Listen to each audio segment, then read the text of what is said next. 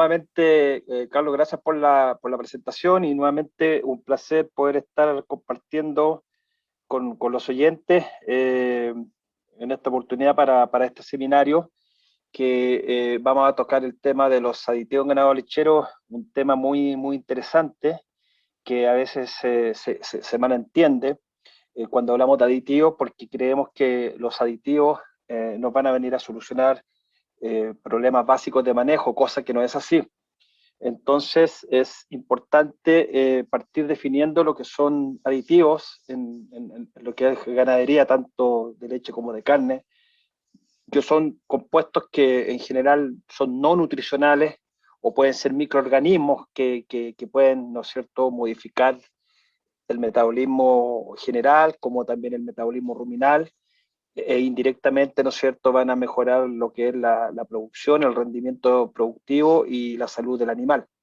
¿Ya? Estos aditivos en general pueden mejorar la eficiencia del rendimiento productivo, pueden mejorar la digestión de las dietas y pueden reducir también el impacto negativo de dietas, ¿no es cierto? Algunas dietas que pueden tener un efecto negativo sobre la salud, el rendimiento y el medio ambiente, como por ejemplo reducir las emisiones de metano que está tan de moda, ¿no es cierto? Hay ciertos aditivos que ayudan a reducir las emisiones de metano y de esa manera reducir carbono, ¿no es cierto? Y seguir en la onda esta de la huella de carbono que está tan de moda en todo el mundo.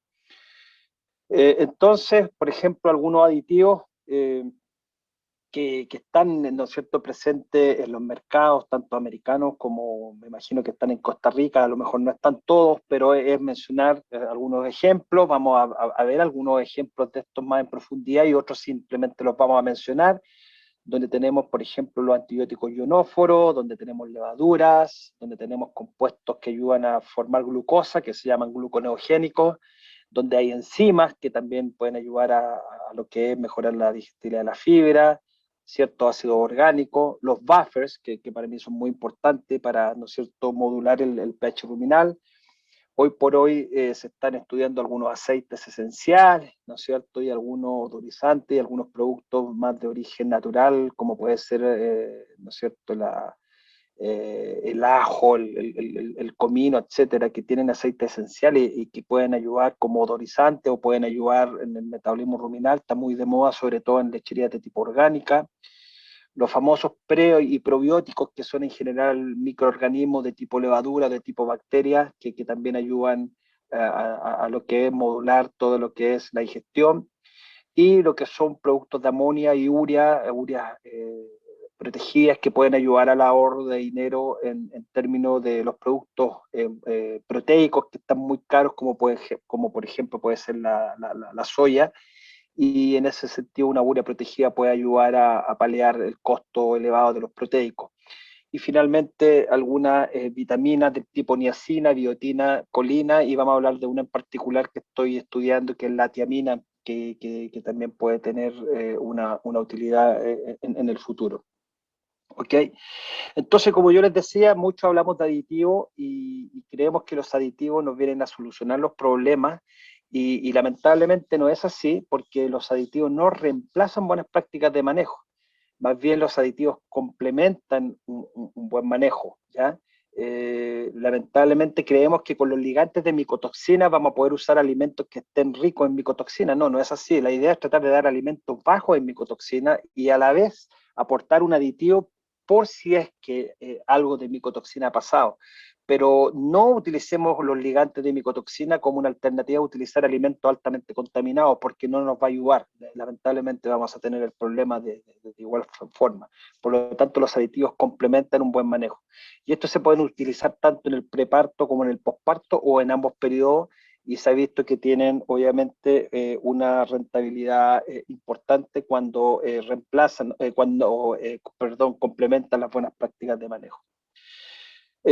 Los más quizás utilizados hoy por hoy son los famosos gluconeogénicos o precursores de glucosa, producto de que sabemos, ¿no es cierto?, que el rumiante depende de la glucosa para poder producir leche ¿ya? Y por lo tanto requerimos aportarle niveles de glucosa aceptable para que el animal no haga ciertas enfermedades de tipo metabólica, sobre todo una muy conocida por ustedes que es la cetosis. Entonces, dentro de estos gluconeogénicos tenemos, por ejemplo, el propilenglicol, que es un alcohol, ¿no es cierto?, que son 3 carbonos y que, ¿no es cierto?, se absorbe a nivel de rumen y también algo en intestino y se absorbe y llega al hígado, donde en el hígado se puede convertir en glucosa y se puede dar del orden de dosis de 250 a 400 gramos por vaca día, tanto en el preparto como en el posparto. Otro gluconeogénico que también se puede convertir en glucosa es el glicerol, eh, que, que, es parte también de la molécula de triglicéridos, pero el glicerol está presente en los mercados y se puede dar como tal entre 250 y 300 gramos por día por vaca, tanto en el preparto y en el posparto.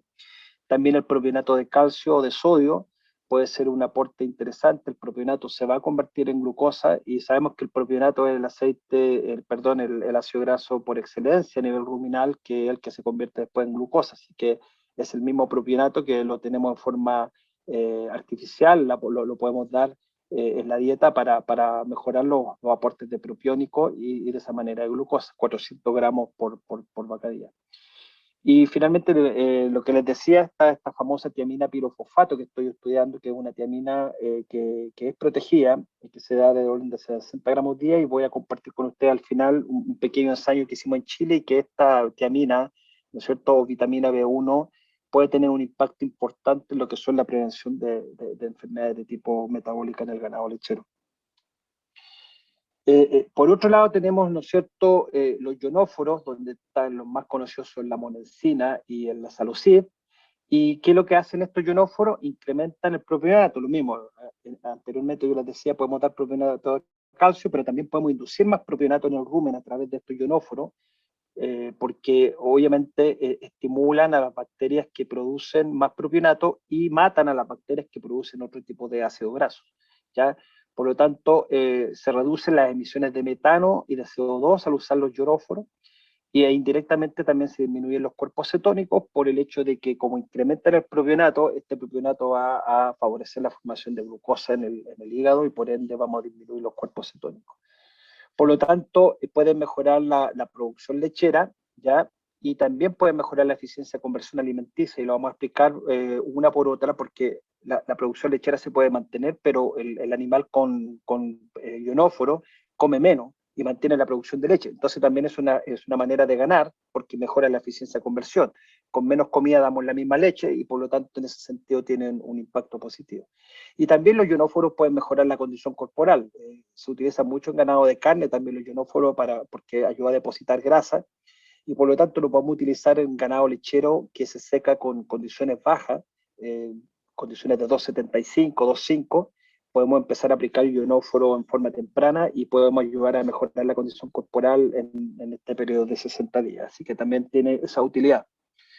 Eh, las levaduras son otro tipo de aditivos, que ahora estamos hablando de compuestos vivos, ¿no es cierto?, que en este caso son células, son organismos unicelulares del tipo Saccharomyces cerevisiae, Aspergillus oryzae, que estabilizan el pH ruminal y también pueden estimular bacterias que utilizan el ácido láctico, y por lo tanto reducimos el ácido láctico en el rumen al estimular estas bacterias que utilizan el ácido láctico.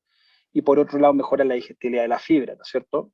Y en general actúan mejor en dietas ricas en concentrado, y por lo tanto las levaduras son realmente una ayuda modulando las fermentaciones del rumen y de esa manera mejorando la eficiencia productiva. Así que también son interesantes de mencionar.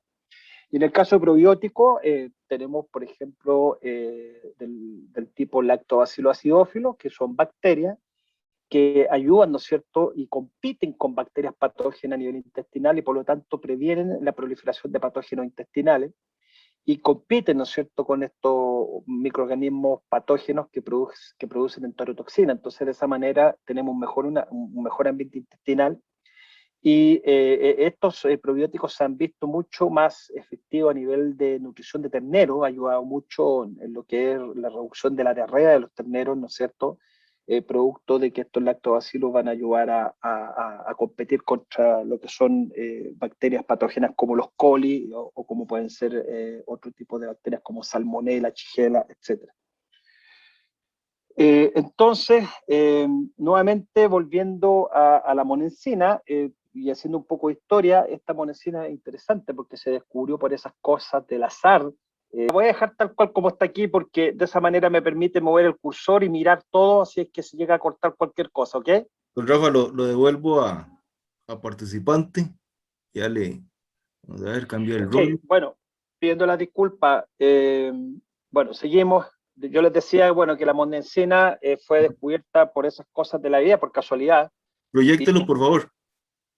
pero ¿se ve ahí o no? Sí, sí, No, sí se no se ve. ven, Sí se pero ve. se ve muy chico, se ve muy chico, se ve bien. Se ve bien. Prefiero dejarlo así. Entonces de esa manera yo puedo ver mejor, me estoy viendo yo y lo estoy viendo usted, cualquier cosa, usted me hace una seña, Carlos, por si que cualquier cosa que pase. Ok, listo. ¿Ya? Entonces, como les decía, eh, fue descubierta por esas cosas la vida, ¿no es cierto? La monensina, a través de ensayos se están investigando otras cosas y bueno, y apareció que se descubrió ¿no es cierto? La monensina producto de este microorganismo y bueno, se vio que modificaba la producción de propionato y disminuía las concentraciones de acetato y butirato en rumen. Y a su vez disminuía las concentraciones de CO2 y metano. De esta manera modifica el pH ruminal y disminuye fuertemente el lactato, por lo tanto es un buen elemento para controlar acidosis también en cierta manera y modifica el metabolismo proteico disminuyendo, ¿no es cierto?, las cantidades de amonio que se producen en el rumen. Eh, para, para gente que conoce ¿no es cierto?, de alfalfa, ¿no es cierto?, y que la alfalfa produce timpanismo, la monensina ayuda mucho a reducir los efectos del timpanismo espumoso y por eso en Argentina se utiliza mucho la monensina para prevenir estos problemas de timpanismo espumoso en ganado a pastoreo, que están pastoreando alfalfa y que usted sabe que los tréboles y la alfalfa son muy propensas a inducir timpanismo de tipo espumoso, así que también tiene esa utilidad. Y bueno, la forma de actuar es que en ciertas bacterias, sobre todo las gram positivas, la monensina altera el intercambio de iones entre sodio y potasio, y por eso se llama ionóforo, entra sodio y sale potasio desde la bacteria, y eso hace que la bacteria se muera. Y se mueren justamente las bacterias que producen, ¿no es cierto?, ácido láctico y estimula a las bacterias que producen ácido propiónico. Y como les decía, a diferentes concentraciones, lo que pueden ver aquí ustedes es que prácticamente el consumo va disminuyendo en la medida que aumentamos la monensina, pero la producción prácticamente se mantiene y por lo tanto el efecto que favorece, ¿no es cierto?, la monensina es la eficiencia de conversión alimenticia. Vale decir, el animal comiendo menos produce la misma cantidad de leche y ese es el efecto positivo. También yo decía que, por otro lado, ¿no es cierto?, este es un resumen de 77 ensayos de campo donde se ve que en la mayoría de los ensayos hay una disminución en el consumo de materia seca, hay una mayor producción de leche y una mayor eficiencia, pero en muchos ensayos se ve que el porcentaje de grasa se cae. Y lo que yo mencionaba es que muchas veces se culpa a la monensina de siempre bajar el porcentaje de grasa.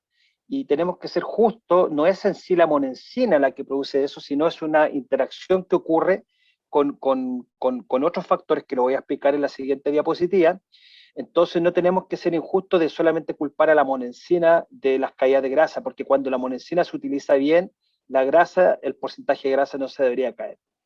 Y vamos a verlo en este estudio, que es uno de los tantos, donde se vio la interacción entre lo que es el uso de monensina y aportes de aceites de origen vegetal, en este caso aceite de soya.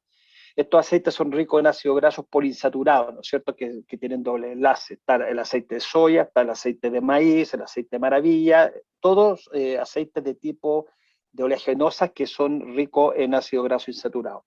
Entonces vean que cuando la dieta no tiene aceite, el comparar un grupo control y un grupo con monensina, prácticamente la grasa no se altera. Pero cuando agregamos aceite a ambas dietas, vemos que al agregar un 1,7% de materia seca, vemos que se cae un poco la grasa en el grupo control, pero se cae mucho más con monensina, de 3,6 se cae a 3,2. Y cuando doblegamos a 3,5% de aceite, vemos que, fíjense cómo se cae también en el control. Sin monensina también se cae la grasa, ¿no es cierto?, de la leche, pero se cae mucho más con monensina. Entonces, lo que está ocurriendo aquí es una interacción entre monensina y el porcentaje de aceite de origen vegetal. Y es porque lo que ocurre es que estos aceites de origen vegetal a nivel ruminal se alteran de tal forma que hacen, ¿no es cierto?, que se caiga la materia grasa, sobre todo cuando estamos en frente de monensina. Pero cuando no damos estos aceites en cantidades exacerbadas, prácticamente 0% de aceite de origen vegetal, vemos que la monensina no baja, ¿no es cierto?, el porcentaje de grasa. Entonces, es injusto siempre decir que la monensina hace que se caiga la grasa. Es una interacción entre la monensina y las cantidades de aceite de origen vegetal que hacen que se caiga la materia grasa. Por lo tanto, tener presente eso, que cuando vamos a ocupar monensina, tengamos cuidado con los aportes de aceite de origen vegetal y con las cantidades de almidones que producen cierto grado de acidosis para que no se nos caiga la materia grasa. Y ese es un poco el punto que quería yo determinar.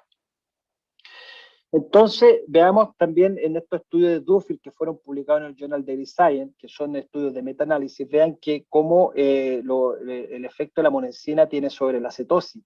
Y vean que en general, en la mayoría de los estudios hay menos cetosis. Este es el valor, ¿no es cierto?, intermedio, donde si la mayoría de los estudios están a la izquierda, significa que la cetosis disminuyó, y si la mayoría de los estudios están a la derecha, es porque la cetosis aumentó. Vemos que en muy pocos estudios, ¿no es cierto?, muy chiquito, hubo un aumento de la cetosis, pero en la mayoría de los estudios, ¿no es cierto?, y en gran concentración, vemos que la cetosis se disminuyó en forma considerable cuando se aportó monensina. Así que podemos decir que la monensina disminuye la cetosis. Después, monensina y desplazamientos de lagomazo, lo mismo, vemos que la mayoría de todos los estudios, ¿no es cierto?, disminuyen, ¿no es cierto?, el desplazamiento, salvo un estudio nomás que vio que aumentan, ¿no es cierto?, los desplazamientos, pero vemos que todos los estudios, ¿no es cierto?, incluido mi estudio, acá estoy yo ahí, ¿no es cierto?, vemos que también tuvimos una reducción en lo que es la prevalencia o incidencia de desplazamientos de lagomazo. Así que también la monensina ayuda a disminuir los desplazamientos de lagomazo. Y finalmente, a nivel reproductivo, las respuestas son un poquito más aberrantes, ¿no es cierto? Podemos tener tanto menos fertilidad como más fertilidad. Esto es tasa de concepción al primer servicio. Algunos estudios demostraron tener menos fertilidad y otros estudios demostraron tener más fertilidad. Por lo tanto, el efecto de la monensina sobre lo que es la reproducción es un poco más aberrante. Por lo tanto, la monensina, lo que podemos decir es que mejora, ¿no es cierto?, el estado de cetosis, disminuyendo la cetosis, disminuyendo los desplazamientos, pero la fertilidad prácticamente no se afecta. Este es el bolo que yo les decía, de liberación lenta de monensina, que se utiliza mucho en Canadá. En Estados Unidos no está permitido, pero sí en Canadá. En otros países como en Chile sí está permitido. Yo no sé si en Costa Rica ustedes tienen este bolo, y se aplica vía oral, ¿no es cierto? Y este bolo dura 100 días, vale decir, libera monensina en forma diaria, 300 miligramos durante 100 días, y permite entonces tener un aporte de este ionóforo en el tiempo. Y este es mi estudio, ¿no es cierto?, que de mi doctorado, donde comparé, ¿no es cierto?, grupos con monensina contra grupos control, y vemos que tuvimos, ¿no es cierto?, prácticamente no hubo diferencia en retención ni en metritis, hubo menos metritis en el grupo con monensina, hubo menos DI, fíjense, desplazamientos de lagomazo, prácticamente la cetosis no hubo diferencia, pero fíjense que tuvimos más distosia en mi estudio.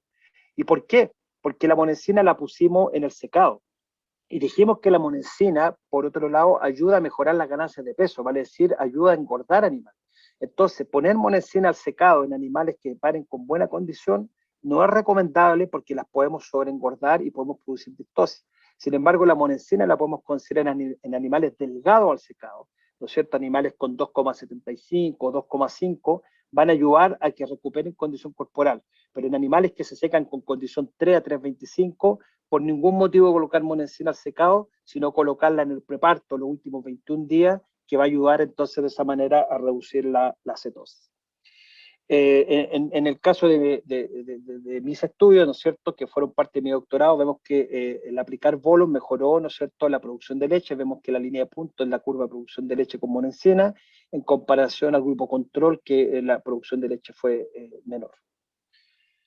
Por otro lado, vemos cómo la monensina disminuye la concentración de cuerpos cetónicos, ¿no es cierto? En tanto, este es al secado, al preparto, al parto, a los 7, 14, 21 días, vemos que, ¿no es cierto?, al secado parten igual, y ya al preparto disminuye la cantidad de cuerpos cetónicos, y al momento del parto igual, y vean sobre todo a los 14 días posparto, entre 7 y 14 días posparto, vemos que la cantidad de cuerpo acetónico en el grupo tratado con monensina se redujo considerablemente en comparación al grupo control. No hubo diferencia en glucosa y sí también hubo diferencia en NIFA, ¿no es cierto?, en ácido graso no esterificado, donde la monensina también ayudó a reducir los ácidos grasos no esterificados al día 7 como al día 14. Así que tenemos un efecto sobre el metabolismo. Entonces, las grandes conclusiones de mi programa de doctorado fueron que la monensina preparto, ¿no es cierto?, en vacas secadas con condición corporal de 2,75 o menos, ¿no es cierto?, ayudó a mejorar la condición corporal y por lo tanto ayudó a mejorar la producción de leche. Sin embargo, en vacas secadas con condición corporal óptima, no tiene sentido aplicar monensina al secado porque incluso las podemos engordar, y sí aplicarla a los 21 días prepartos como un anticetogénico para reducir la producción de cuerpos cetónicos. ¿Ya? Entonces esas fueron las grandes conclusiones de mi programa de doctorado acá en Estados Unidos. Y como conclusiones generales para todos los estudios que han utilizado monensina, tanto en polvo como en bolo, es que la monensina en general mejora la eficiencia de conversión alimenticia, vale decir, comen menos dando la misma leche. La monensina en vacas preparto reduce el riesgo de enfermedades, y no es cierto, y la monensina puede reducir el porcentaje de grasa si es que manejamos mal las dietas, sobre todo si damos dietas que son bajas en forraje y altas en almidón, y sobre todo si damos dietas muy altas en ácidos grasos insaturados, como estos aceites de oleaginosas que dije anteriormente, como el aceite de soya, van a hacer que la monensina pueda disminuir la materia grasa. Pero si cuidamos la dieta y damos buenas cantidades de forraje, damos poco almidón y damos poco ácido graso insaturado, no tenga miedo en usar monensina porque la grasa no se le va a caer, ¿ya? Y va a ayudarle a disminuir la cetosis, ¿no es cierto? Y va a mejorar la eficiencia de conversión alimenticia. En cuanto a las levaduras, ¿no es cierto? Dijimos que las principales levaduras son de origen del Saccharomyces cerevisiae, y estas levaduras las podemos dar como vivas o las podemos dar liofilizadas, ¿no es cierto? Tenemos las dos alternativas. ¿Cómo actúan estas levaduras? Tienen tres modos de acción. El modo de acción número 1 es que estabilizan el pH del rumen. ¿Y cómo es eso? Es porque inhiben bacterias que producen el ácido láctico, como el Streptococcus bovis. Lo mismo que la monensina. La monensina mata al Streptococcus bovis. Las levaduras compiten con el Streptococcus bovis y de esa manera disminuye la producción de ácido láctico en el rumen y por ende no se cae el pH del rumen. ¿Ya? Por otro lado, las levaduras estimulan ciertas bacterias que fermentan el ácido láctico y de esa manera disminuyen el ácido láctico y de esa manera el pH aumenta en el rumen. Estas son las bacterias que se ven estimuladas por la levadura. Y por otro lado también las levaduras aportan factores de crecimiento para que estas bacterias que fermentan lactatos trabajen mejor. Entonces, el modo acción 1 es estabilizar el pH del rumen, reduciendo las cantidades de ácido láctico. Vean aquí cómo, ¿no es cierto?, el grupo control, ¿no es cierto?, sin levadura tiene un menor pH ruminal que el grupo tratado con levadura, que tiene, fíjense que el pH ruminal no baja de 6 cuando damos levadura en comparación a un grupo control. ¿Y por qué se explicaría esto? Porque el grupo control, ¿no es cierto?, produce más ácido láctico que las levaduras que reducen la producción de ácido láctico, y por eso, al reducir la producción de ácido láctico, hace que el pH no se caiga y por ende haya menos acidosis ruminal. Ese es el modo de acción 1. El modo de acción 2 es que las levaduras ayudan a incrementar la digestión de la fibra, ¿no es cierto? Estimulan a ciertas bacterias que digieren la fibra de mejor forma, son estas las bacterias, y de esa manera puede incrementar la tasa de digestión y por ende, ¿no es cierto?, al estimular, ¿no es cierto?, estas bacterias que producen estas enzimas de celulasa y hemicelulasa, se digiere más la fibra, y al digerirse más la fibra, obviamente, hay mayor crecimiento de bacterias, mayor producción de bacterias, mejora la proteína bacteriana, hay mayor ácido graso volátil, mayor propionato, acetato, y por ende hay una mayor aporte de energía para todos los procesos metabólicos de la vaca. Así que El modo de acción 2 es que incrementan la digestión de la fibra. Y el modo de acción 3, muy interesante, es que estas levaduras ayudan a secuestrar el oxígeno ruminal, vale decir, consumen oxígeno. El rumen, para los que no saben, el rumen es anaeróbico, debería tener poco oxígeno. Y fíjense que en el rumen pueden entrar al día del orden de 16 litros de oxígeno, todos los días a través del agua, la rumen y la salivación. Mientras eliminemos el oxígeno, vamos a mantener el ambiente anaeróbico y vamos a mantener, ¿no es cierto?, a disminuir este potencial redox, y esto va a hacer que las bacterias anaeróbicas trabajen mejor y haya mejor digestibilidad de la fibra. Y vean cómo las levaduras, ¿no es cierto?, hacen que baje la cantidad de oxígeno en el rumen, se haga más anaeróbico y por ende, ¿no es cierto?, disminuye el potencial redox en el rumen en comparación a un grupo control. Así que lo que hace la levadura es secuestrar el oxígeno presente en rumen y por ende hacen un rumen mucho más activo desde el punto de vista de la fermentación de la fibra. Esos son los 3 modos de acción y vemos aquí un ensayo en términos prácticos, se traduce en mayor producción de leche, ¿no es cierto? Un grupo tratado con levadura en comparación a un grupo control, tenemos mayor producción de leche en este caso cuando se aplica levadura en la dieta. Lo mismo, estos estudios que resumen ensayos, ¿no es cierto? Estos estudios de metaanálisis, ¿no es cierto? En este estudio se resumen 22 estudios, ¿no es cierto?, que ocuparon levadura, y vemos que en los 22 ensayos, en promedio, hubo un mayor consumo de materia seca, hubo mayor producción de leche, hubo mayor producción de grasa, y hubo mayor producción de proteína, y prácticamente la eficiencia se mantuvo igual. Así que las levaduras en sí tienen un efecto positivo como un aditivo importante para lo que son los rumiantes. Y como conclusión, la suplementación de levadura en vacas lecheras mejora la producción de leche entre 1 a 1,5 kilos día, con unos efectos mínimos sobre el consumo de materia seca y la ECA, ¿ya?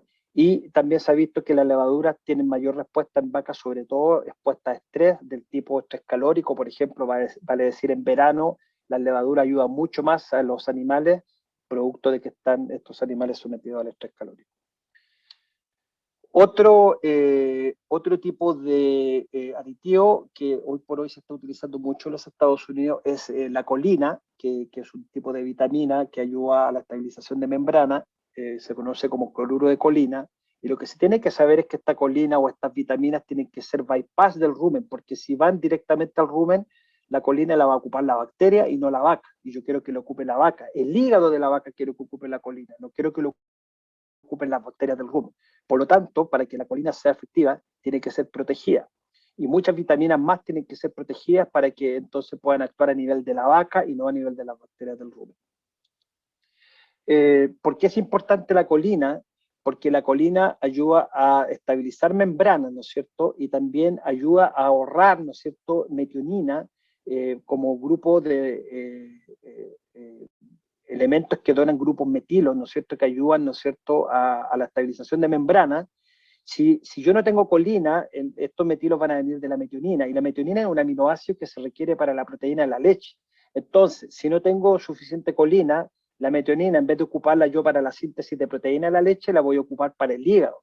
Y de esa manera voy a disminuir la metionina y por lo tanto a disminuir la proteína de la leche. Entonces, si yo aporto colina, voy a ayudar a ahorrar metionina y de esa manera voy a tener un mejor hígado funcionando y voy a tener la alternativa de tener más proteína a nivel de la leche. Ese es un poco el resumen de estos nombres raros que aparecen aquí, es un poco la relación entre colina y metionina. La colina ayuda a ahorrar metionina. Entonces, la colina, al ayudar a la metionina, ¿no es cierto?, a ahorrar metionina, tenemos mayor síntesis de fosfolípidos y por lo tanto tenemos un hígado mucho más estable. Recuerden que si la colina no es protegida, se va a degradar en rumen y no va a ayudar.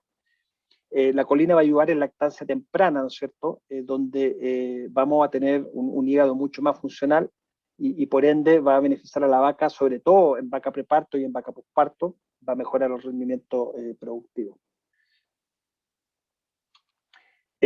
Algunos estudios que han utilizado esta colina protegida se vio que si se utiliza desde el preparto, 21 días preparto a 28 días posparto, se produjo 1,2 litros más de leche en los primeros 60 días posparto, y el impacto de la colina protegida fue mayor en vacas obesas.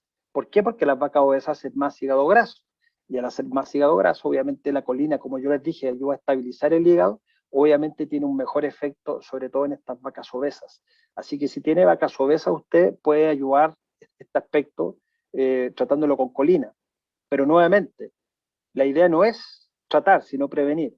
Y la prevención es evitar vacas obesas. Evitemos vacas obesas antes de estar utilizando colina en vacas que ya están obesas. Entonces no tiene sentido estar recurriendo a un aditivo que me permita solucionar un problema que yo lo pude haber prevenido, que es evitar la gordura de vacas en el secado para que paran en buena condición corporal. Nuevamente, colina protegida en este otro estudio en vacas con condición corporal moderada ayudó, pero más en caso de vacas con obesidad fue mucho más efectivo este tratamiento. ¿Ya? Estos son estudios del Journal of Dairy Science que ustedes pueden acceder a leerlos más en completo si es que les interesa. Y en general, nuevamente, un resumen de varios estudios. Vemos que en general en un 70% de los ensayos hubo mayor producción de leche al usar colina, pero en otros no hubo mayor producción de leche, es más, hubo menor producción de leche. Así que esto es la biología. No es un elemento que siempre va a ayudar a producir mejor leche. Quizás en estas vacas fue porque había más obesidad y en estas vacas a lo mejor eran vacas sanas, normales, que no tiene sentido a lo mejor estar aportándole estos aditivos que muchas veces pueden entorpecer más que ayudar. Así que en general, la colina ayuda, sobre todo en vacas de alta condición corporal, nos va a ayudar a prevenir problemas. Y como les decía, el tema del hígado graso es algo que hay que considerar, ya sea en vacas de alta producción como de baja producción, es una realidad, sobre todo en vacas obesas. ¿Ya? Esta es una vaca de condición corporal 3,75 a 4, ¿ya? Y es una vaca obesa al parto, lo cual no nos va a ayudar porque va a producir esto. Fíjense el color del hígado. Este es un hígado normal. Este es el color del hígado normal. ¿Ya? Y si empieza a infiltrar grasa, va a cambiar a este color. Este es un hígado con una infiltración grasa moderada, yo diría de un 8 a 10%, ¿ya? Cosa que no es bueno. Y estos animales van a hacer más cetosis. Si yo mido cetosis, ¿no es cierto?, con estos medidores portátiles en sangre, lo más probable es que vamos a tener más de 1 milimol por litro de beta-hidroxibutirato, ¿no es cierto? Este es un medidor de Nova Biomedical, que es el que está disponible en Estados Unidos, y por lo tanto, esto va a estar muy asociado a hígado graso. Y yo quiero prevenir esto, ¿cómo? Evitando la obesidad, ¿ya? Entonces, quiero aquí, no quiero entrar mucho en detalle, vemos cómo el tejido graso, ¿no es cierto?, los ácidos grasos no esterificados, los famosos NIFA, ¿no es cierto?, se liberan cuando hay un estrés o cuando hay una mayor producción de leche, se liberan en forma considerable y llegan al hígado, ¿ya? Y lo que yo quiero decir aquí, y quiero poner énfasis, es que en este momento posparto, las vacas tienden a hacerse resistentes a la insulina. Y acuérdense ustedes que la glucosa que anda en la sangre, para entrar a los órganos requiere de insulina. Y si la vaca es resistente a la insulina, la glucosa no entra ni al músculo ni entra al hígado, ¿ya? Y al no entrar al hígado, estos ácidos grasos, ¿no es cierto?, se van a oxidar y se van a oxidar en gran cantidad, que va a hacer que llegue un momento en que se produzca una gran cantidad de cuerpos cetónicos, ¿ya? Ahora, la glucosa sí puede entrar a la glándula mamaria sin insulina, es el único órgano que no requiere insulina para entrar. Entonces, la glándula mamaria se va a llevar toda la glucosa y la poca glucosa que quede no va a poder entrar ni al hígado ni al músculo porque hay resistencia a la insulina. Lo que va a ocurrir es que este animal que movilizó grasa va a captar esta grasa en el hígado, se van a oxidar en forma exagerada y vamos a tener tanto cuerpo cetónico como la formación de hígado graso, si es que estos ácidos, estos NIFAs que están, ¿no es cierto?, liberados por el tejido adiposo, son acumulados en forma excesiva en el hígado.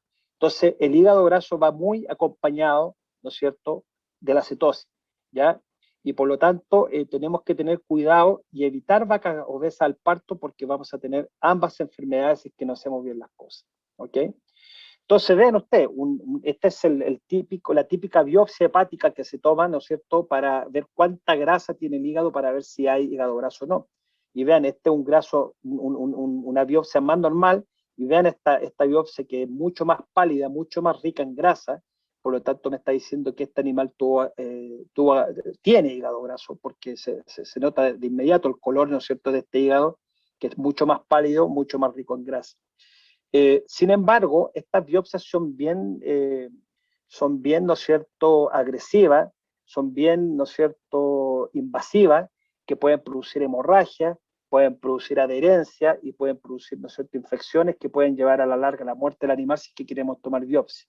Por lo tanto, una alternativa para poder saber si el animal tiene hígado graso, ¿no es cierto?, son el uso de citología, vale decir una aguja en vez de una biopsia, que es una gran cantidad de tejido. Vean usted el pedazo de hígado que se está sacando, lo vamos a ver un poquito más adelante. Y como les decía, que un hígado normal debería tener menos de un 1% de grasa, y un hígado con hígado graso leve tiene un 5%, entre 1 y 5% de grasa, y un hígado con hígado graso moderado, entre 5 y 10% del peso del hígado de grasa, y un hígado con lipidosis o hígado graso severo es que tiene más del 10% del hígado con grasa. Vale decir, si usted pesa 1 kilo de hígado, 100 gramos de ese kilo es pura grasa. Eso es el significado de este 10%. ¿Ya? Y hay animales que a veces tienen hasta 30%, vale decir, de 1 kilo de hígado, 300 gramos de ese kilo es pura grasa. Y eso es un hígado severo, ¿ok? Así que la idea es que nuestro hígado tenga menos de 5% de grasa acumulada, porque ese es un hígado leve, un hígado graso leve o normal. Pero de 5% más, ya estamos hablando de un problema que nos puede, ¿no es cierto?, significar enfermedad del animal y pérdidas productivas. Fíjense en este estudio, que se resumieron 9 estudios, vean que la cantidad de hígado graso moderado, en un estudio fue 20% de los animales tuvieron hígado graso moderado, 33%, 33%, 40% otro estudio. Y vean que en este estudio el 65% de las vacas tuvo hígado graso moderado. Y vean severo, 5% de los animales en un estudio, y en el otro extremo 24% de las vacas tuvieron más de 10% de grasa en el hígado, vale decir, hígado severo. Entonces, un hígado graso severo obviamente nos puede matar a la vaca en poco tiempo. Y vean por qué. Miren esto. Se lo voy a explicar bien simple.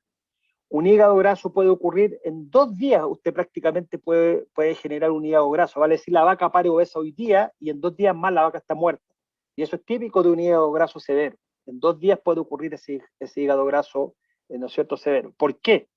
Porque si asumimos que la vaca movilizó mucha grasa, mucho NIFA de su tejido adiposo, sobre todo una vaca obesa, vemos, por ejemplo, que puede ella estar, ¿no es cierto?, liberando 250 miligramos por litro de sangre de un hígado graso en particular.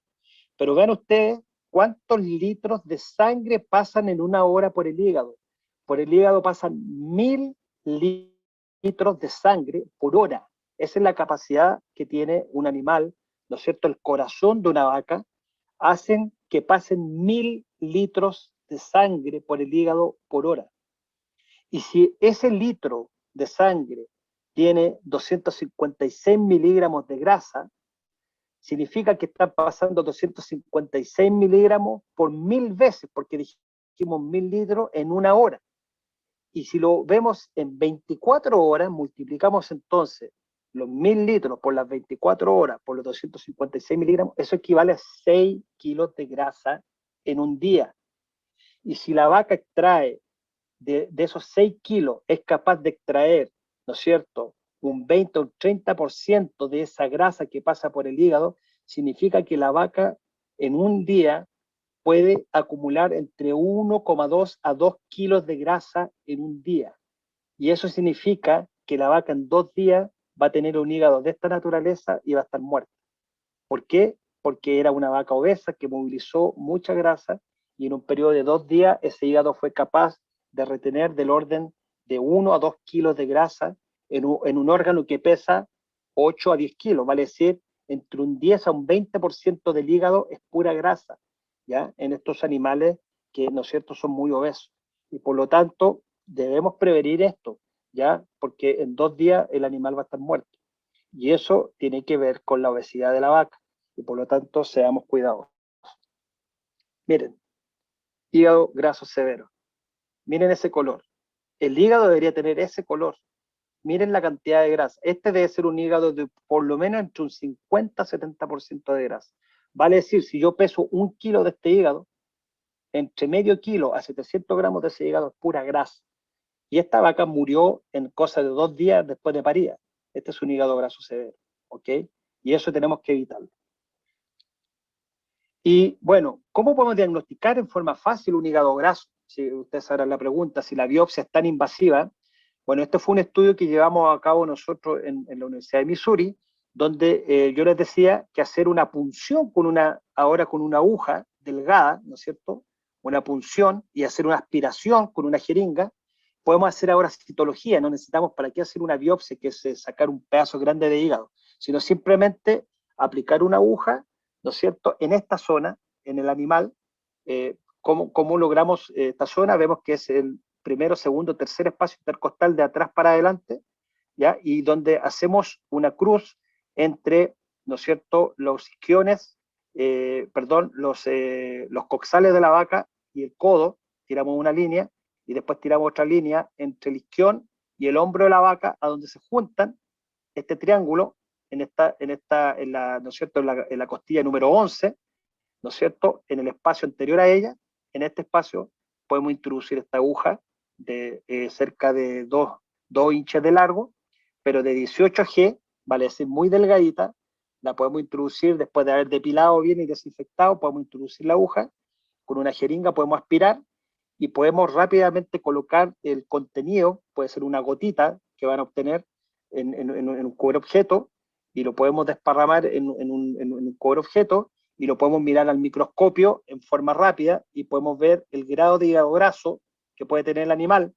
Y por ejemplo, esto es lo que es cuando tomamos una biopsia de esos pedazos grandes de hígado que yo les mostré, y se hace una preparación para ver al microscópico. Este es un hígado sano, y vean este otro hígado, el otro extremo, vean todas estas vacuolas de grasa, ¿no es cierto? Un hígado muy, muy afectado por hígado graso. Tenemos los diferentes grados, pero esto es histopatología, y esto se demora entre 3 a 5 días el resultado. Yo tomo la biopsia, la mando al laboratorio, me tienen que preparar la muestra, y me la mandan de vuelta 3 a 5 días. La vaca ya está muerta, no me sirve de nada. En cambio, la citología, que es lo que yo estoy proponiendo, yo la puedo hacer yo mismo en el campo, en una vaca determinada, la coloco en un portaobjeto y la veo en el microscopio yo mismo, la puedo teñir yo mismo con hematoxilina eosina, y yo mismo la veo en el microscopio. Vale decir, en una hora yo tomo la muestra y en una hora hago todo esto y lo miro, y yo puedo decir rápidamente, la vaca está sana, o la vaca tiene un hígado muy infiltrado de grasa. Vean las vacuolas llenas de grasa. Tenemos diferentes scores. 0, esto es normal, hígado leve a moderado, y este ya pasa a ser severo. Y esta citología, como les digo, se puede hacer en una hora en el campo, en el terreno, y podemos tomar la decisión inmediata sobre esa vaca. Si es que tiene un hígado muy severo, pueden hacer algún tipo de tratamiento, o definitivamente eliminarla antes que se muera, porque lo más probable es que este hígado graso, en 2 días esta vaca esté muerta. Así que esto es lo que me permite ¿no es cierto?, la citología por aspiración de aguja fina, que es mucho más rápida. En cosas de horas yo puedo obtener un resultado, versus la histopatología, que me puede demorar de 3 a 5 días. Y esta citología de aguja fina, vean la sensibilidad y especificidad que tiene la metodología: 73% de sensibilidad y 85% de especificidad. Es algo muy bueno para un método de screening. Así que hoy por hoy yo lo estoy empezando a utilizar como método para diagnóstico de hígado graso rápido, ¿ya? Y también me sirve para lo que es investigación. Así que se los dejo como alternativa para los que son veterinarios, si es que les interesa llevar adelante esta técnica, ¿ya? Eso es por ese lado. Y vemos cómo, vean ustedes este estudio, cómo tenemos animales con 12% de grasa. O sea, vale decir, partimos con hígados grasos severos en forma normal. En las vacas, en el posparto, prácticamente tienen 10% de hígado graso. Y con colina protegida, vemos que al día 1, cómo al aumentar la colina protegida, ¿no es cierto?, podemos reducir este hígado graso a un 8%. 8% de grasa en el hígado, ¿ya? Así que en general las vacas postpartos tienen más grasa de lo que uno espera, ¿ya? Y lo mismo, esta colina protegida ayuda, ¿no es cierto?, a prevenir más que a curar. Cuando lo ocupamos como tratamiento, cuando ya el hígado graso está instalado, prácticamente el ocupar colina no tiene ninguna utilidad. Eso sí ayuda a prevenir, cuando la estamos ocupando a tiempo, a prevenir, ¿no es cierto?, la cantidad de NIFA o ácidos grasos que son captados por el hígado. Así que ese es un poco el tema de lo que es hígado graso. este otro estudio en donde vean ustedes, por ejemplo, comparamos control con colina protegida, vemos que el 28% de las vacas primíparas controles hizo hígado graso, y al aplicar colina protegida de 28,6 la redujimos a 8%. Y vacas multíparas, más de la mitad de las vacas tenía un cierto grado de hígado graso, y con la colina protegida logramos reducirlo a 22% de las vacas, ¿no es cierto?, con hígado graso. Así que es un muy buen método preventivo el uso de esta colina protegida, sobre todo cuando tenemos problemas de obesidad, esas vacas que las secamos tarde porque se han preñado tarde, y lamentablemente al preñarse tarde siguen comiendo, dando muy poca leche. Lo que va a ocurrir con ellas es que se van a engrasar, y si se van a engrasar, bueno, una forma de prevenir el efecto negativo de ese engrasamiento es utilizar esta colina protegida.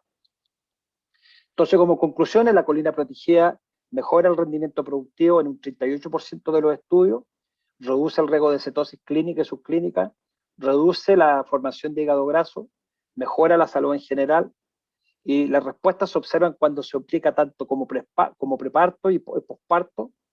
No hay efecto en respuesta reproductiva, y hay mayor respuesta en vacas que son obesas propiamente tal. Esas son como conclusiones en relación a la colina.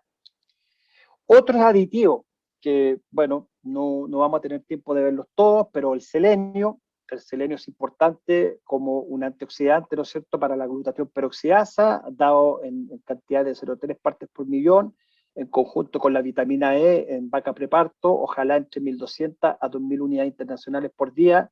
Ambos en conjunto van a mejorar el estatus oxidativo del animal, vale decir, van a tener menos estrés oxidativo porque van a poder controlar mejor el exceso de radicales libres, ¿ya? Los otros son vitaminas del complejo B, la biotina, que ayuda a mejorar la calidad de pezuña, y la tiamina, que yo les decía en un principio que quiero detenerme en la siguiente diapositiva, en términos de que ayuda a disminuir la cetosis en forma considerable.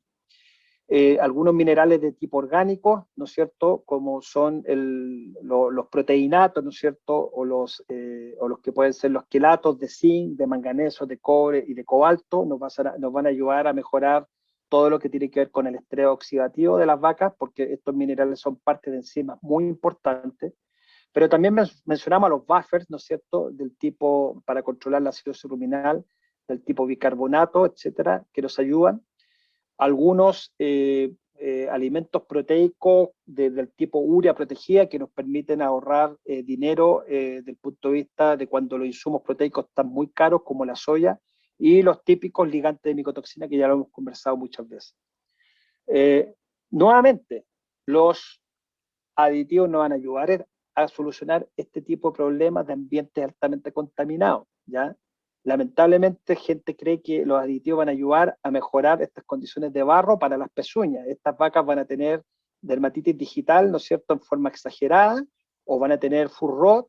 Ellos creen que con los aditivos vamos a ayudar a mejorar. No, lo que yo tengo que mejorar es sacar el barro, es evitar este barro. Y de esa manera tener una pezuña seca. Y después los aditivos nos van a ayudar a complementar. Miren esta otra vaca. Esto es California. Ahora, este es el otro extremo, un hotel 5 estrellas para una vaca. Vean el estado de limpieza que tiene esta vaca. Ojalá nuestras vacas todas pudieran ser de esta manera. Lo mismo, Cow Comfort. Un señor que es un galpón, gastó mucho dinero y miren, no se le echa ninguna vaca. ¿Ya? No se le echa ninguna vaca. Producto de eso, vacas que hacen trauma y que al final terminan, ¿no es cierto?, cargadas por este sistema, porque están con trauma y se han, ¿no es cierto?, se han fracturado o se han pinchado un nervio. Vemos aquí que vamos a perder muchos animales porque estamos haciendo malas inversiones, estamos haciendo malas construcciones, a diferencia de este otro galpón donde vean todas las vacas echadas, porque hubo un buen diseño. Entonces, cuando yo voy a gastar millones, hágase asesorar por un buen ingeniero antes de andar haciendo cosas que están mal hechas, porque de lo contrario, miren la pérdida económica, el haber hecho esto para que las vacas no se me echen, es realmente botar el dinero. Es lo mismo, estrés por calor. Si no cuidamos el estrés por calor, las vacas van a estar con la lengua afuera, botando mucha saliva y perdiendo mucho bicarbonato, y de esa manera habiendo mucha acidosis ruminal. No los quiero llevar a esto, que es un galpón, pareciera ser de pollo, ¿no es cierto?, de cerdo, donde, con un ambiente controlado, pero esto es Florida, una lechería donde en este galpón hay 2.000 vacas adentro, pero bueno, es un galpón que se gastó mucho dinero, pero la gran cantidad de leche que el productor saca en extra por sobre lo que tenía antes, hizo pagar este galpón en cosa de 2 a 4 años. Y por lo tanto se justifica en situaciones de estrés calórico fuerte, ¿ya? No quiero llevar a que ustedes tengan que hacer esto, sino simplemente dar un ejemplo extremo del estrés, ¿no es cierto?, calórico, si se controla en forma efectiva, yéndose al otro extremo, ¿no es cierto?, realmente tiene buenos resultados. Antiguamente este productor controlaba el estrés calórico de esta manera. Las vacas se metían en estas pozas donde estaban muy contaminadas y por lo tanto la mastitis que tenía este productor era elevadísima. Cuando invirtió en esto, se acabaron los problemas de mastitis porque se evitó obviamente esto otro, ¿ya? Y bueno, esta es una vista de afuera del galpón que yo le decía que están con los ventiladores, es como un túnel de ventilación típico de pollo y cerdo, ¿no es cierto?, en los países que tienen industria avanzada. Y obviamente esto, ¿no es cierto?, ayuda mucho al cow comfort, pero nuevamente, si usted tiene cow comfort y le va a dar esta comida a la vaca, no me sirve de nada en haber gastado esto, si es que voy a estar matando a la vaca con esto otro. Le estoy dando un buen ambiente, pero le estoy dando una muy mala alimentación. Y yo siempre he dicho, cow comfort más buena alimentación igual animal sano, igual animal con alta producción de leche. Pero no saco nada con tener un buen cow comfort si le estoy dando este tipo de alimentos altamente contaminados con hongo a los animales. O esto otro, soya altamente contaminado, ven la cantidad ¿no es cierto?, de hongos, ¿no es cierto?, y la cantidad de micotoxina que debe tener esta soya por estar almacenada en forma inadecuada. O este maíz altamente contaminado con hongos, ¿no es cierto?, y una gran cantidad de micotoxina. O alimento contaminado con semillas de plantas tóxicas, que es muy típico en Chile, el toloache o el datura stramonium, que también mata vacas. Si usted no controla las plantas tóxicas, el maíz se va a contaminar y vamos a estar matando vacas por concepto de intoxicación. O silos mal hechos, altamente contaminados con hongos. No saca nada con tener un muy buen cow comfort si usted después le va a estar dando esta comida a las vacas. Lo mismo, estos raspados que quedan, ¿no es cierto?, altamente contaminados. Limpiemos de vez en cuando, ¿no es cierto?, estas partes donde acumulamos alimentos, porque de lo contrario va a significar una gran carga de micotoxina. Lo otro, las levaduras que mencionamos anteriormente en la otra charla, donde los silos que se contaminan con levaduras nocivas, sobre todo sobre 1 millón de unidades formadoras de colonia, va a significar que van a haber focos calientes, va a ser un silo de mala calidad y por lo tanto las vacas van a comer menos y van a producir menos leche y se van a enfermar. Entonces, nuevamente, los ligantes de micotoxina, que en algún momento los hablamos, importante para controlar las aflatoxinas están las bentonitas y los silicatos, otras ligantes son las paredes de levaduras, ¿no es cierto? Pero más que esto, son las buenas prácticas de manejo de conservación y almacenaje de alimentos, ¿ya? Después utilizamos esto, pero tengamos buenas prácticas de conservación y almacenaje, y eso va a ser la clave. Adaptamos el rumen como a niveles, necesitamos, ¿no es cierto?, siempre cuando hacemos cambios de alimentación fuerte, el rumen se altera por estos cambios bruscos y por lo tanto aquí las levaduras y los probióticos van a ayudar mucho y sobre todo los buffers, si es que voy a estar dando alimentos ricos en almidón. Vale decir, si estoy yendo del preparto al posparto, donde estoy cambiando de una dieta baja en almidón a una dieta alta en almidón en el posparto en vacas de alta producción, voy a necesitar dar buffers, ¿no es cierto?, o amortiguadores de las caídas de pH. De lo contrario, la vaca va a hacer acidosis ruminal, porque el rumen, ¿no es cierto?, va a fermentar estos carbohidratos, estos almidones, y va a hacer que se produzca, ¿no es cierto?, una gran cantidad de ácido láctico, ¿ya? Y esta gran cantidad de ácido láctico va a matar a las bacterias, ¿no es cierto?, que son patógenas, y estas bacterias van a, ¿no es cierto?, liberar sus toxinas a la sangre, que van a hacer que la vaca haga laminitis o que la vaca haga absceso hepático, etc. Entonces quiero evitar la acidosis ruminal. Vean estos rumen, miren, este rumen que se desprende de la pared producto de acidosis, o vean este rumen altamente hemorrágico, ¿ya? Esta hemorragia es porque son líquidos ruminales muy ricos en ácido láctico, y ese ácido láctico irrita las paredes del rumen, o este otro, totalmente hemorrágico. Estos rumen deberían ser completamente papilas verdes, como ese color, y no rojas como esto, porque esto es hemorragia producto de acidosis ruminal.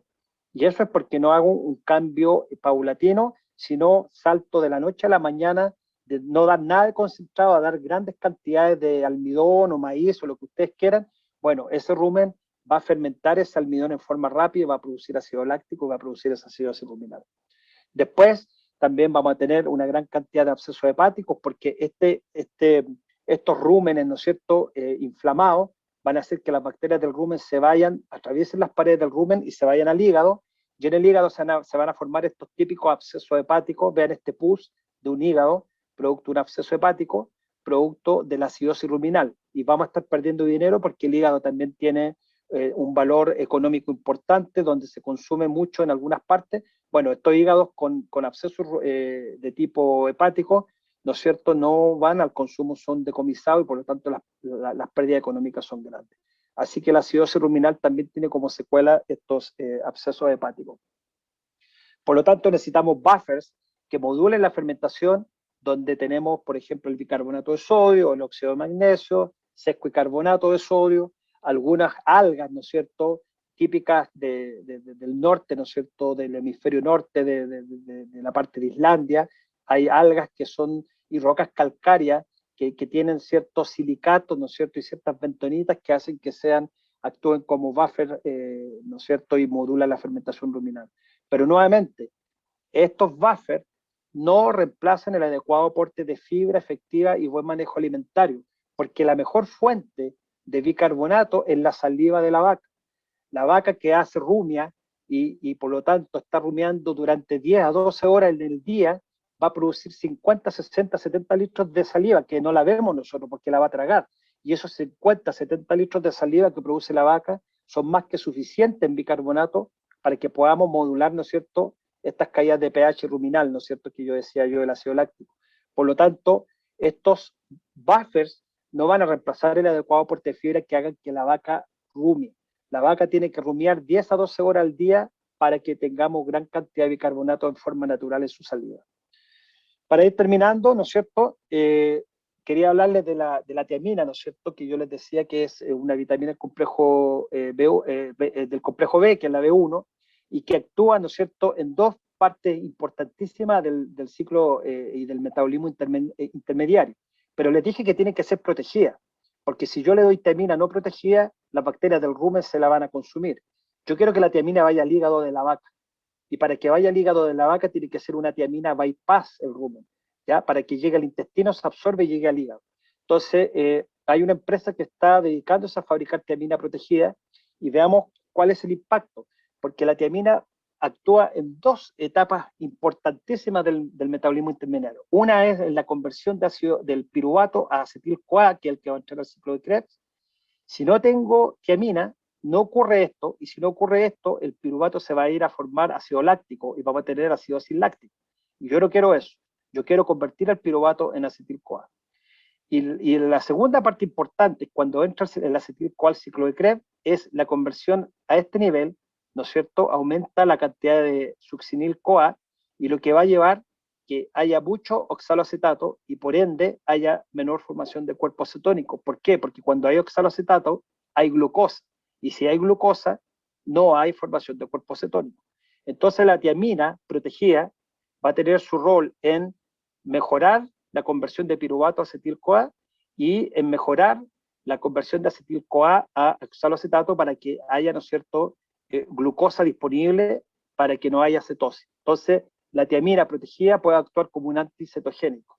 Y para eso hicimos un pequeño estudio en Chile, en el 2019, donde comparamos 15 vacas tratadas con esta tiamina protegida, las tratamos durante 10 días, ¿no es cierto?, le dimos 60 gramos en forma oral en 100 ml de agua con una jeringa, y un grupo control de 15 vacas con un placebo, dándole solamente 100 ml de agua sin la tiamina protegida.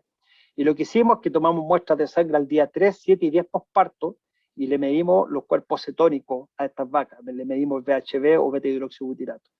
Y lo que encontramos fue la vaca control. Fíjense que las dos, ¿no es cierto?, el grupo control como tratado, al día 3 tuvieron niveles de beta-hidroxibutirato de 0,7 milimol, lo cual está bien, pero vemos que el grupo control tendió a subir, ¿no es cierto?, subió su cantidad de cuerpo cetónico. Sin embargo, el grupo tratado bajó su cantidad de cuerpo cetónico, vale decir 0,2 milimoles de diferencia. En este caso, la tiamina protegida redujo la formación de beta-hidroxibutirato desde 0,75, 0,8 a 0,6, y eso es bastante bueno. Y después el día 10, ¿no es cierto?, la vaca control tiende a mejorarse de forma natural. Pero si yo no ayudo a reducir los cuerpos cetóricos al día 7, como lo está haciendo la tiamina, lo más probable es que esta vaca pueda hacer un desplazamiento del ahumazo y por lo tanto tener un problema de esa naturaleza o producir menos leche. Así que esta tiamina protegida yo creo que tiene futuro, es promisoria. Yo la voy a seguir estudiando, voy a hacer un ensayo acá en Estados Unidos con esta tiamina protegida y medir metabolitos más en profundidad con un número de tamaño de muestra mayor para ver qué efecto puede haber, pero en principio está teniendo un efecto en este ensayo preliminar que hicimos en Chile, ¿ya? Y también hubo una tendencia a una mayor producción de leche. Los primeros 100 días, ¿no es cierto?, prácticamente hubo 400 litros más de leche acumulada los primeros 100 días en el grupo tratado con la tiamina protegida en relación al grupo control. Así que son estudios, datos preliminares que son promisorios y espero compartir con ustedes el día de mañana más datos de este producto tipo tiamina protegida que nos puede ayudar a prevenir la cetosis. Para que vean ustedes si efectivamente este producto tiene, ¿no es cierto?, un efecto benéfico comercial desde el punto de vista de la rentabilidad. Vean ustedes si comparamos, por ejemplo, propilenglicol, que también ayuda a reducir la cetosis. En Chile, ¿no es cierto?, el uso de propilenglicol tiene un costo de 0,57 centavos de dólar, 57 centavos de dólar o 0,57 dólares por vaca día, ¿no es cierto? Y esta tiamina protegida tiene un costo de 0,25 dólares o 25 centavos de dólar, ¿ya? Si ambos producen lo mismo, si ambos reducen la cetosis, vemos que esta tiamina protegida tiene, ¿no es cierto?, un costo a la mitad de lo que es el propilenglicol. Si lo vemos en un rebaño de 1000 vacas, ¿no es cierto?, con este ahorro de 0,25 centavos de dólar, vemos que en un periodo de 15 días que estoy ocupando el producto, se utiliza por 15 días, por 1000 vacas, y en un ahorro de 32 centavos de dólar, vemos que puedo ahorrar del orden de 4.800 a 5.000 dólares, ¿no es cierto?, al ocupar la tiamina en relación al propilenglicol, que es un poco más caro. Así que puede tener un efecto promisorio esta tiamina protegida el día de mañana, esta tiamina protegida en ahorrar cerca de 5.000 dólares a un productor que tenga 1000 vacas en producción en un año. No deja de ser 5.000 dólares. Finalmente, los insumos proteicos que yo quería mencionarles, las famosas ureas protegidas, donde vemos que al compararlas con productos como la soya, la canola o el gluten meal, vemos que la unidad de proteína, ¿no es cierto?, en el caso de la soya, lo vamos a llevar a pesos chilenos, pero después lo voy a transformar en dólares. La unidad de proteína de la soya es de 7,84 pesos la unidad, la de la canola 8,33 pesos la unidad, y gluten meal 8,33, vale decir igual que la canola. Sin embargo, la urea protegida tiene un costo de 6 pesos la unidad, vale decir mucho más barata que esta. Entonces, a lo que los quiero llevar es que al utilizar un cierto nivel de urea protegida, 100 gramos de esta urea protegida, nos va a ayudar a paliar los costos de dietas caras en soya, porque la soya está muy, ¿no es cierto?, está muy elevada de precio. Entonces, puedo cubrir cierta parte de los proteicos con esta urea protegida, ¿no es cierto?, y ahorrar soya por un lado. No puedo reemplazar 100% la proteína, pero si ocupo 100 gramos, puedo en parte reducir los costos en soya. Y se los voy a poner en un ejemplo para terminar esta charla, ¿no es cierto?, que tiene que ver con el uso de estas ureas protegidas. Por ejemplo, una dieta para 35 litros, esta sería la dieta de alta producción en un rebaño de 2 ordeñas, ¿ya?, donde su dieta con canola y soya tiene un costo de 5,54 dólares vaca día, pero si ocupo urea protegida, una cantidad de 70 gramos de esta urea protegida, para dar la misma cantidad de leche, bajo el costo de 5,54 dólares a 5,37 dólares por vaca día. Vale decir un ahorro de 0,17 centavos, de 0,17 dólares o 17 centavos de dólar. Multipliquemos, si yo ahorro 17 centavos de dólar al ocupar esta dieta con urea protegida en un rebaño de 1000 vacas por los 365 días, eso me significa un ahorro de 62.000 dólares al año en un rebaño chileno de 1000 vacas. Y si ustedes lo multiplican por un rebaño de 100, va a ser un ahorro de 6.000 dólares al año porque le estoy quitando un cero. Entonces, no deja de ser importante que si ocupamos parte de la proteína la podemos cubrir con esta urea protegida, vamos a tener un ahorro de 17 centavos de dólar, me va a permitir un ahorro considerable si lo utilizamos. Ahora, protegida, ¿por qué? Porque si doy urea pura, esa urea rápidamente se metaboliza amonio. En cosa de 15 segundos a 20 segundos eso es amonio y rápidamente se absorbe y prácticamente no tiene ningún impacto en la proteína microbiana. Tiene que ser protegida para que la liberación de la urea o del amonio sea en forma lenta, se demore del orden de 12 horas a 24 horas su liberación en el rumen, y de esa manera las bacterias puedan utilizar el amonio en forma lenta también y así formarse proteína microbiana. Pero urea sola pura no tiene prácticamente ningún efecto en producción de leche. Por lo tanto, cuidado cuando uno habla de urea pura versus urea protegida. Estas son ureas de tipo protegida que son de liberación lenta en el rumen en el tiempo. Y podemos tener un ahorro de $62.000 en el caso de, al año, en el caso de un rebaño de 1.000 vacas, o $6.200 en el caso de un rebaño de 100 vacas. Así que dejo eso como una alternativa que ustedes puedan considerar. Y con eso quiero terminar, dada la hora, ¿no es cierto? Donde, bueno, estoy encantado de poderles responder las preguntas que ustedes estimen convenientes. Muchas gracias.